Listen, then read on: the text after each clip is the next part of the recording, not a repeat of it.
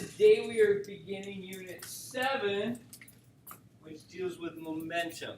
There are actually notes today, but they're not fill in the blank, so I'll just give them to you at the end, so that way you can just focus or something. Momentum was described by Isaac Newton as a quantity of motion. When he thought about motion, he thought about a unit of motion as being what momentum is. I like to phrase momentum as what you don't want to hit you in the face. So if something is flying toward your face, other than sharp points, what do you not want it to have? High velocity. Okay, there should be two factors here that you're thinking about. One should be mass. Would you rather have a tennis ball or Bob hit you in the face? Neither. I think the tennis balls would feel a little nicer. I think Bob flying at your face might be the last thing you feel. The other part that a lot of you mentioned was velocity. Would you rather have a 6-year-old or Randy Johnson throw a ball at your face? Randy Johnson is a major league pitcher that could throw over 100 miles an hour. That might hurt just a little bit. Yeah, there's a video out on YouTube where one time Randy Johnson was pitching, and this unfortunate pigeon or dove or something was flying right in between the pitcher and the batter, and there was this explosion of feathers, and poor pigeon got in the wrong spot.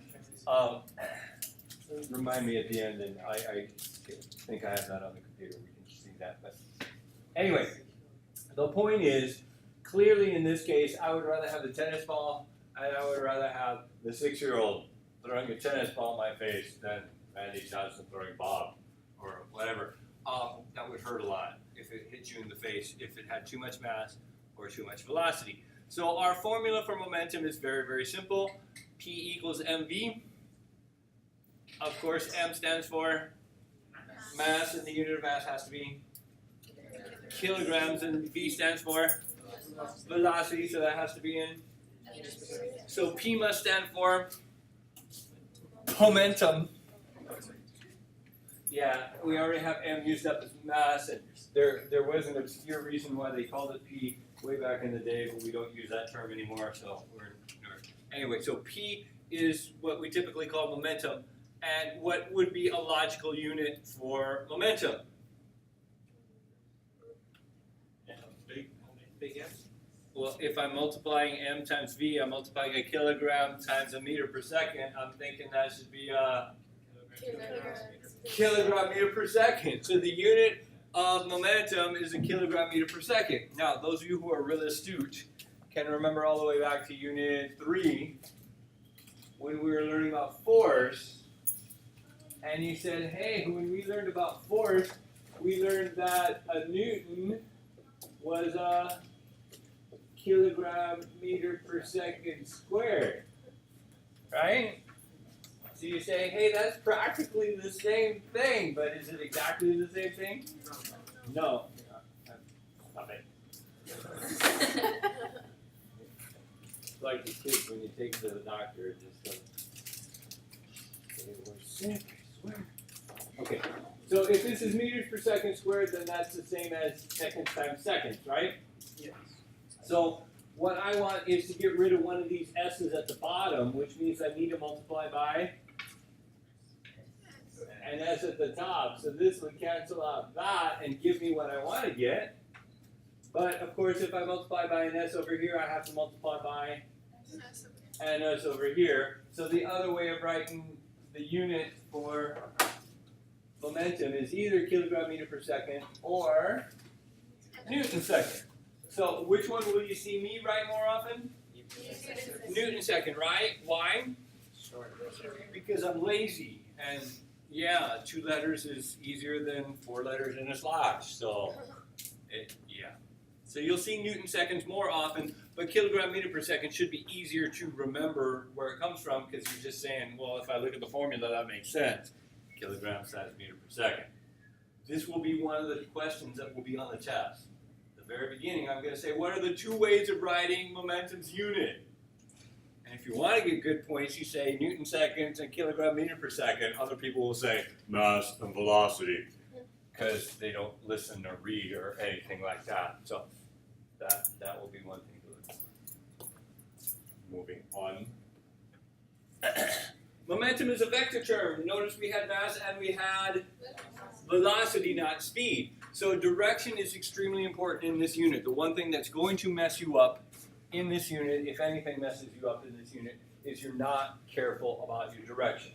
Now, typically we've been saying everything going forward is positive and backwards is negative, but now we're going to look at interactions between two objects. And so when we look at interactions between two objects, we have to say like everything to the right is positive and everything to the left is negative. So you might be going forward and still be negative.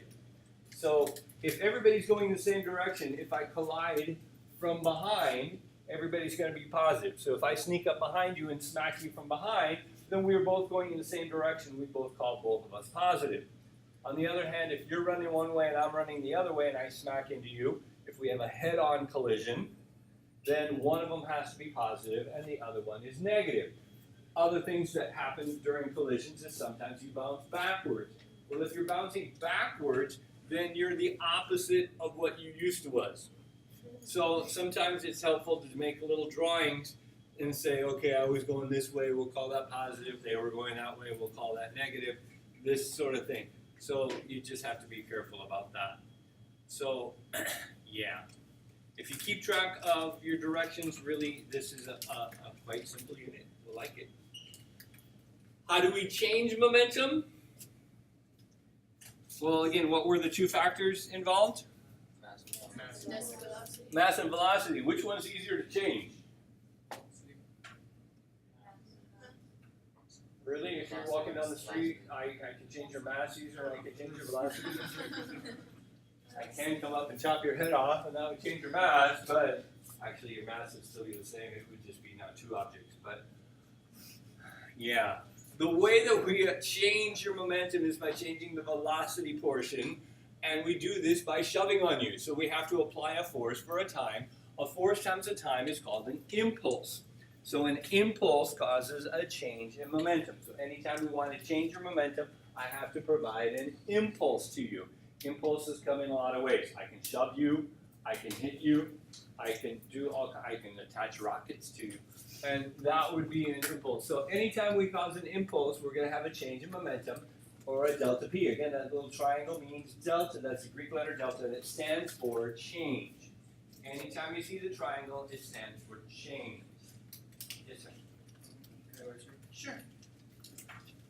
So if we have a delta P, then we're going to change something. And anytime we change anything, the way we find out that change is we find the final minus the initial.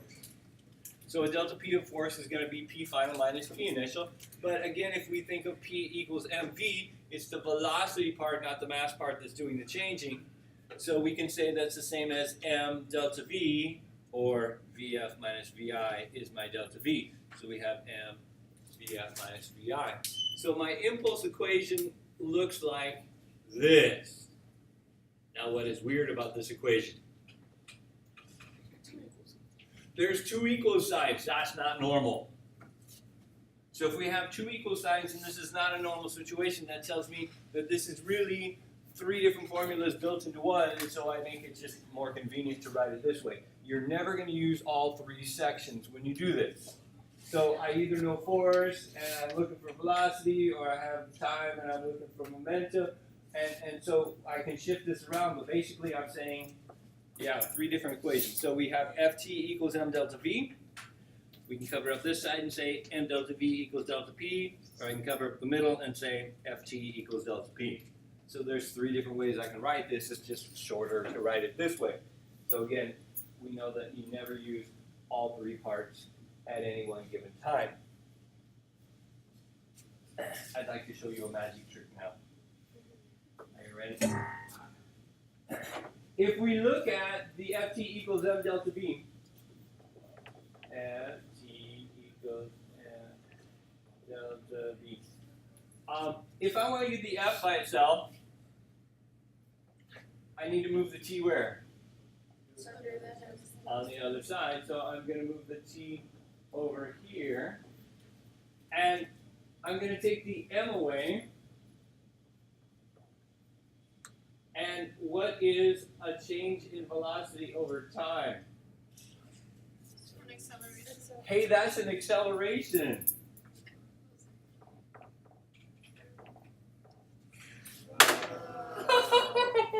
Okay, so is this really something new? No.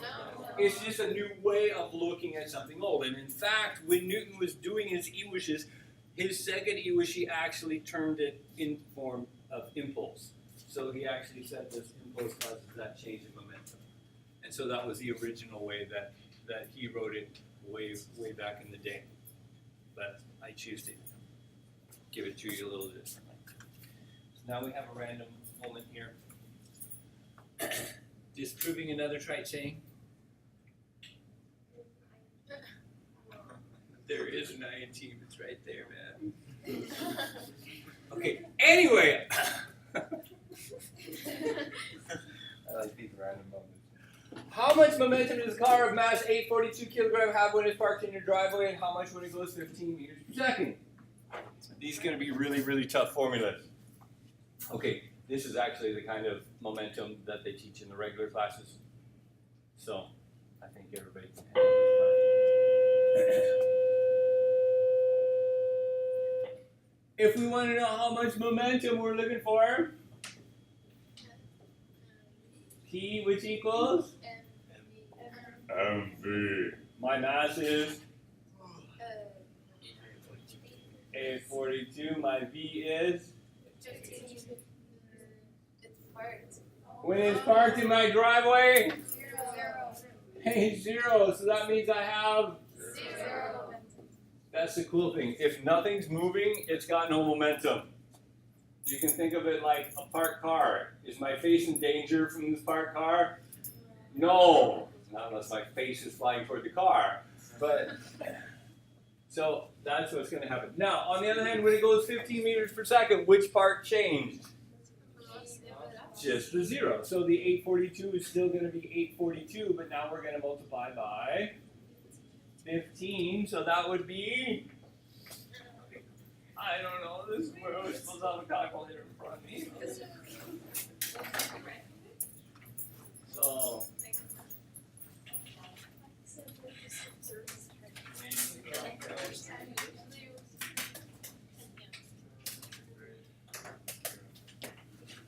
sure.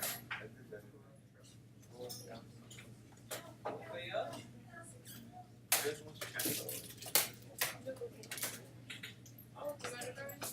I don't know. Have you?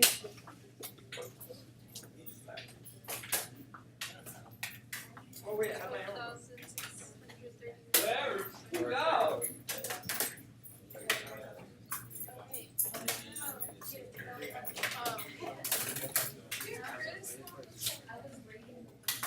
That was a highly organized piece of this.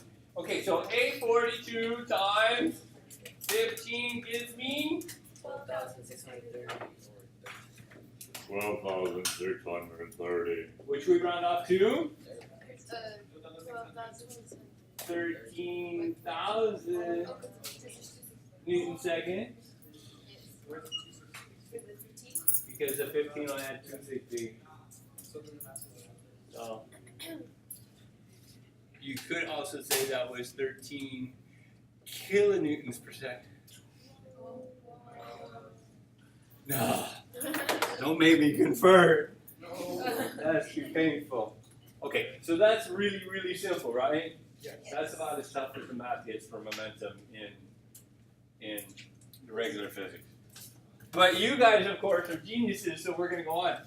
If I slam on the brakes for 2.35 seconds to slow to 5 meters per second, what force was exerted? Now we're looking for force. So you say, hey, I have an F. So I'm guessing I'm going to use the FT part of it.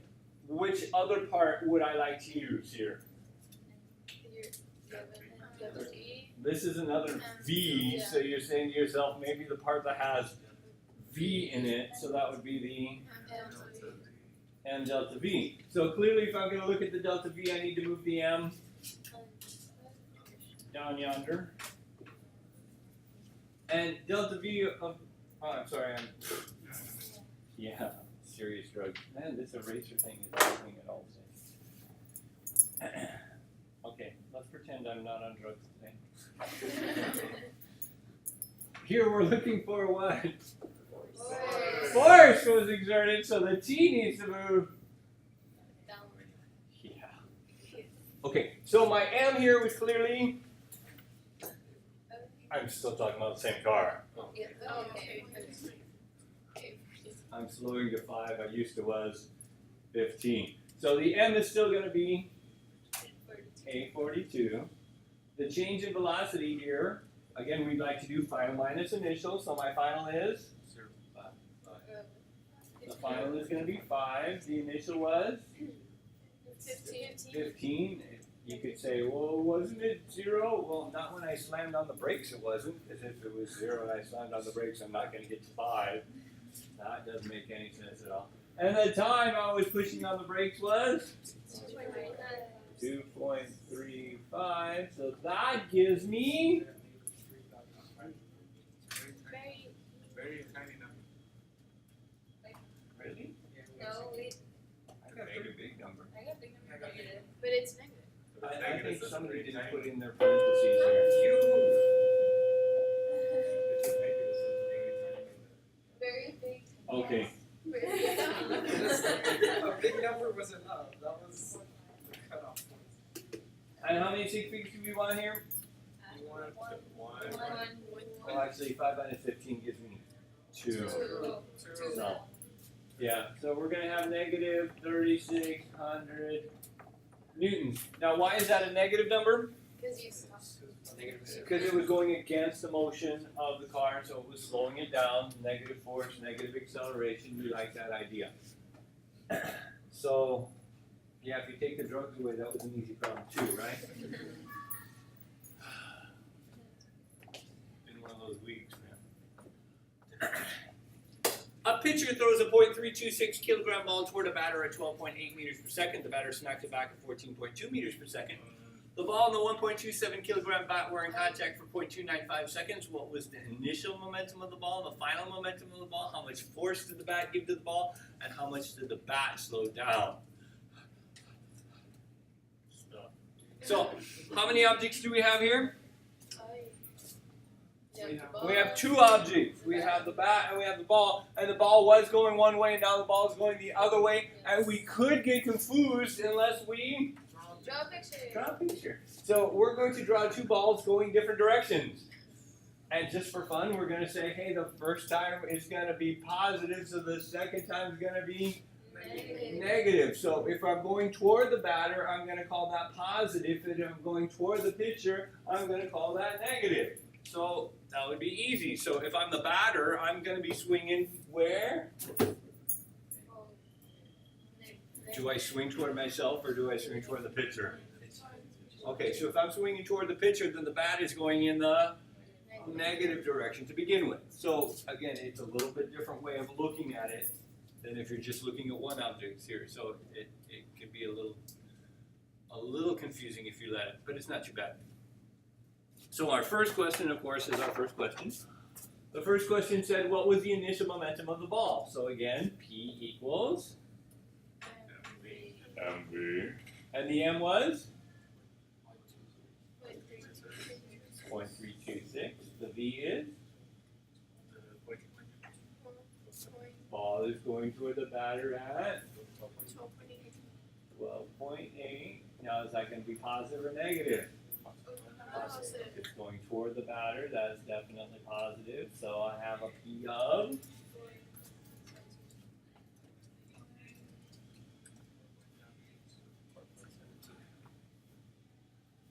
That's what I got too.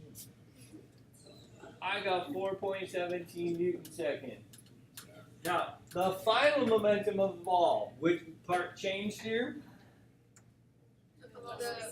Yeah, it's still the same ball, so it's still going to be 0.326, but now I'm smacking it, and it went 14.2, but the 14.2 has to be negative because it was going back toward the batter, so now we have negative momentum.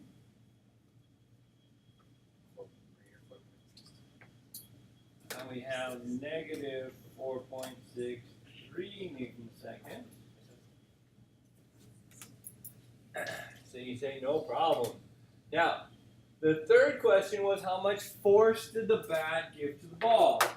Well, when the bat smacked the ball, it gave an impulse to the ball, so it caused a change in momentum.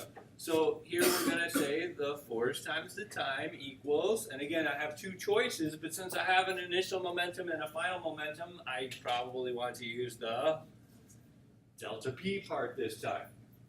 So we want to say how much force did the bat give to the ball? Well, the bat gave the ball this change in momentum. So again, the T is going to come down yonder. And delta anything is final minus initial. So we're going to have negative 4.63 minus 4.17. All over what impulse time? 0.295 seconds. So can you see why having this negative might make a difference? Yeah. Because if we put that in as positive, that's going to be a very tiny delta P up here, and here it's going to be a bigger one, but in the other direction.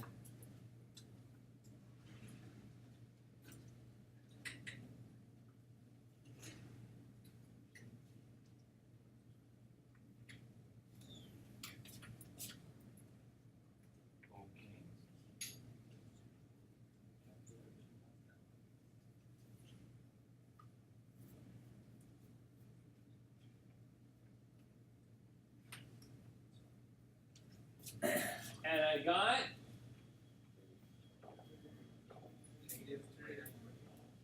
negative 29.8 newtons. Now the negative again meant what? And it was going up. So That it's going towards the pitch. Yeah, the negative up here says it's going toward the pincher. So the bat gave the ball a momentum shift that way. So the force was going to the left here, which of course, if we're swinging that bat, that makes sense. It would be going to the left. So that would be good. Now, here we're asking how much did the bat slow down. So if the bat slows down, what's happening there? Are we talking about the same object? No. No. So do any of these things still apply to the new object? Yes. Two of them totally do. The time. Is it possible for the bat to hit the ball for a different time than the ball hits the bat? No. No, those two are going to be identical. What else is going to be identical? Why would the force be the same? Aha, which are we talking about there? Third. So when the ball hits the bat hits the ball equally hard, but in the aha. So if it's in the opposite direction, then we know the FT is still going to be the same for both of these. But the bat is going to slow down, so now we're going to use how much did it slow down. So I'm really just looking for the delta V. So I'm going to bring the M down here. So I'll give us some room here. I just erased the F. So what was the F? Negative 29.8. How about if I put that away? 29.8. Now, why did I make it positive? Because now it's going. Okay, because again, the ball had a negative force, but the ball gave the bat a positive force. So we have this positive, and then the time, of course, is going to have to be the same because it's the same time. And the mass this time is the mass of the bat.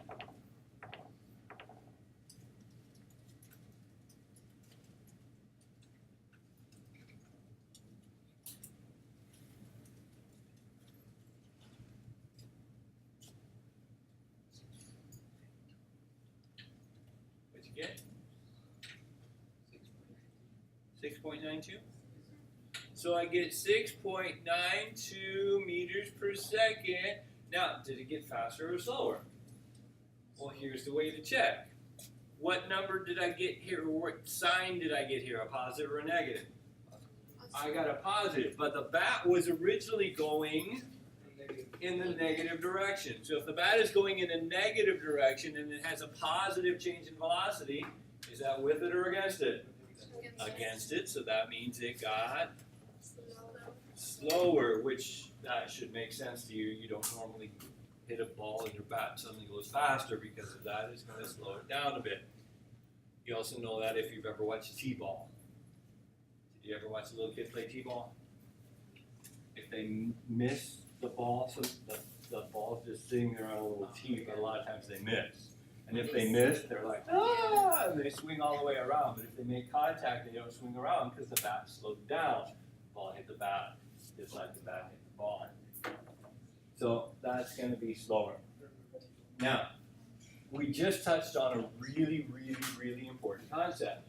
You notice what two things were the same both times? Force and time. The force and the time. And the force and time together, the FT together, is called the impulse. So when we have a collision, the impulse on one object is equal but opposite to the impulse on the other object. So what happens is momentum shifts from one object to another, but it doesn't just magically appear or disappear. When we collide with something, when you shove on something, when you hit something, when you tackle somebody, all of these are involving impulses, but the total momentum doesn't shift during that collision. The total momentum will stay the same, which is cool, and that we'll get into an important thing that we're doing tomorrow, but I'm just kind of cluing you in on it now. So if you're driving 13.8 meters per second down the street and this tree jumps out in front of you, what's going to happen? It's going to be very sad. Here we have this nice tree that jumped out at you when you were driving your little car. So if your car is going down the street, it's driving innocently here, and this tree gets in your way, who has the momentum here? You do, because you have some velocity. The tree has lots of M but no V, so it's got no momentum. This is going to come along and it's going to smack into the tree, but when it smacks into the tree, it's going to provide an impulse. And your car is going to go crumple. And your dad's going to be really mad. But it can be actually very serious. When you get into a car wreck, we have an impulse that occurs. And the impulse that occurs could be something that's very dangerous to you. Now, if you're going 2 miles an hour, no big deal. But a lot of times we're not going 2 miles an hour. So if we have this formula, this is our impulse formula. Which one of these things is going to kill you?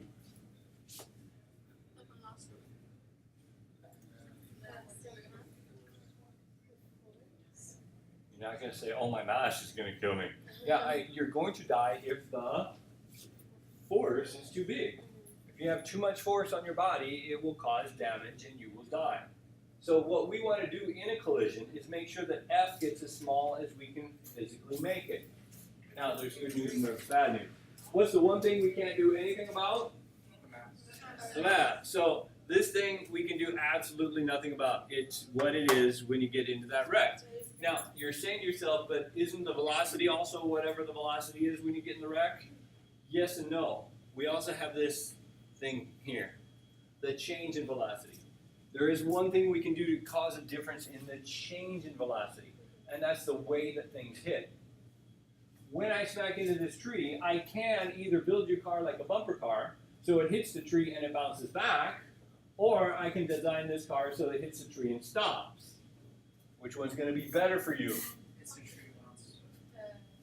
Or no. If I hit the tree and bounce back, my car's going to be in great shape, right? I'm going to make this super bumper car rubber thing, and my car will be in great shape. But this is actually a bigger problem to you, because if I'm going this way at 10 meters per second, and I bounce back this way at 10 meters per second, this one was, this one is. So if I take negative minus positive, if I have negative 10 minus 10, my VF minus my VI, that's going to equal a delta V of 20. On the other hand, if I'm going 10 and I stop, then that's a delta V of,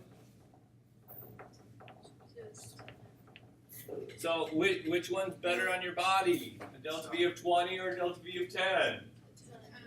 Yeah, 10 is going to be a smaller f. So what I actually want to do is design your car so that when it gets into a wreck, it does not bounce, it just goes and stops. So I actually want your car to fall apart. And so it's not just that people are like, oh, let's build your car to fall apart because that way you have to buy a new car. No, it falls apart because that keeps the delta V smaller. And if I can keep the delta V almost half, then that means the F is almost half.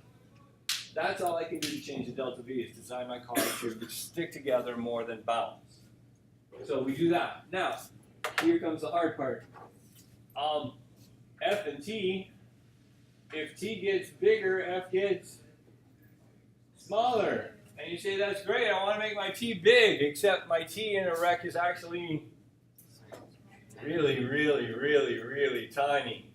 So if T ends up being really, really, really, really tiny, then F becomes really, really big. And this is very bad because that's what's going to kill you. And what kills you is the fact that this car, this impulse occurs in a very, very that fast. And so since the time interval is so small, then the force is very, very big. Now, there's good news in the bad news. The good news in the bad news is, since the T is so small, any small change I make in time is a big percent change. That make sense? So what I want to do is get your car to, when it has a wreck, to get in a wreck over a bigger time. And I do this, but again, by a design factor of your car. We could build your car to be a total tank. Your car hits the tree and it comes to a stop and it's still in great shape. But if we do that, your car had to stop, boom, in a very short time. On the other hand, we design your car to actually fall apart. So when your car hits, it's going to go, what time is that going to take? Longer. This will be short time, this will be longer time. So as it's crumpling up, that's going to take longer time. So if I can triple this, then suddenly this is 3 times less. If I can make that 10 times bigger time, the force is 1/10. That's great, we like that. So we design your car to crumple up. Now, the problem is your car only works as it's crumpling up. This only helps you if you stop when your car stops. What would make you stop when your car stops? Aha, that inertial restraint. So if you have that inertial restraint affixed to your body, then you are going to stop when your car stops, and all this engineering that's been put into your car is going to save your life. But if you say, I need to be free, I can't be constrained by anything, then what's going to stop you? Your face is going to smash into the windshield and into the dashboard and into the steering wheel and anything else that's in front of you, and it's going to be not pleasant. So you have a choice basically every time you get into your car. Statistics say that the average person gets into about 1.8 serious wrecks in their lifetime. Do you have any idea when this wreck is going to come in your lifetime? No, which means a prudent person says, I'm going to be prepared all the time because this is life or death, paralysis, non-paralysis event. You don't want to mess around with it. So you want to keep that inertial restraint on all the time. Now, we do have things called airbags that help, but the airbags only work in certain situations. They don't work in all types of collisions, and airbags work best with a seatbelt. And so that seatbelt's going to help, and that's going to keep the time interval bigger and the force down. I'm going to show you a video of some car wrecks here. It's crash test dummies, but we can, as you're seeing these, they're actual high-speed things that are done by Volvo. And when you look at them, you'll see that the time interval is huge as you're crunching when you're looking at it in slow motion time. And so what's happening is this crumple time is very big, and then the time that you hit is very small. Basically, it'll come down to you get about 10 times more time out of it if you're wearing your seatbelt. So if you get 10 times more time, that means the F is going to be 10 times smaller. There's another good benefit other than the 10 times. Where does your seatbelt grab you?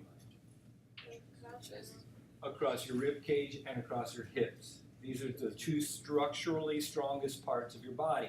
That's a good place to get a huge force. Where's the worst spot to get a force applied? Your neck. Your neck. And what you're going to see in the videos is that people tend to catch the 10 times stronger force right in the neck, which means it's not uncommon for a nice police officer to come to the side of the road after there's been a bad wreck and find the head in the back seat. I'm just saying. You like to keep these inertial restraints on because I like to keep you guys alive.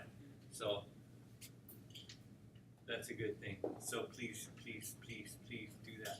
For homework, of course, you want to do problems A. And so we will do two activities here. If I can find where the stop button is.